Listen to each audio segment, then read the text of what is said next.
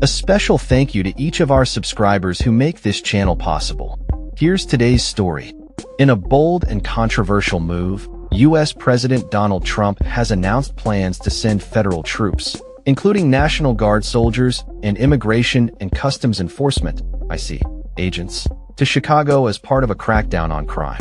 This announcement has ignited a fierce backlash from local officials, including Illinois Governor J.B. Pritzker and Chicago Mayor Brandon Johnson, who have vowed to fight back against what they deem an unlawful and politically motivated action. During a press conference held on Tuesday, both Pritzker and Johnson expressed their strong opposition to Trump's proposal, asserting that there is no justification for federal forces to be deployed in Chicago. Pritzker stated emphatically, "Any kind of troops on the streets of an American city don't belong unless there's an insurrection, unless there is truly an emergency, and there's not." In response to the federal intervention, Mayor Johnson signed an executive order that prohibits Chicago police from cooperating with federal troops or agents. This order mandates that officers must keep their body cameras activated and remain identifiable to prevent any confusion with federal personnel. Johnson declared, "We will not allow our police department to be used as an extension of a federal occupation. If necessary, the city of Chicago will take this matter to court." Trump's decision comes amid rising concerns over crime in urban areas, with the president citing crime statistics as the rationale for his actions. However, local officials argue that violent crime in Chicago has significantly declined, with homicides and shootings at their lowest levels in nearly a decade. They contend that Trump's claims of a city in crisis are not only misleading, but also politically motivated, aimed at bolstering his campaign narrative. "This is about politics, not public safety," Johnson asserted. "Chicago is not a prop for campaign theater." The president's insistence on sending federal forces has raised legal questions, particularly regarding his authority to act without state approval.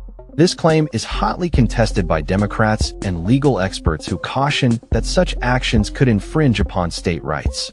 Trump's administration has already faced legal challenges over previous troop deployments in cities like Los Angeles and Washington, D.C. A recent ruling by a federal judge in California deemed Trump's use of National Guard troops in Los Angeles as a violation of the Posse Comitatus Act, which restricts military involvement in domestic law enforcement. This ruling, effective September 12th, could set a precedent for similar cases in Illinois.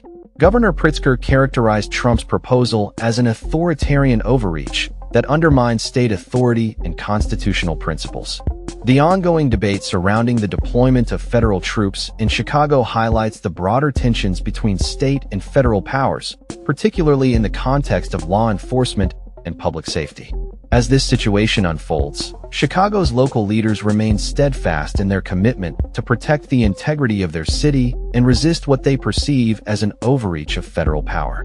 The coming weeks will likely see intensified legal battles and public discourse surrounding the implications of Trump's actions, not just for Chicago, but for cities across the nation grappling with similar issues of crime and governance.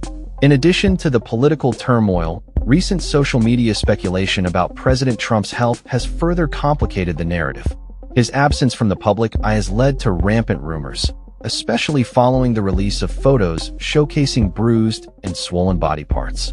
This has prompted discussions about the president's health and the potential impact it may have on his leadership and decision-making.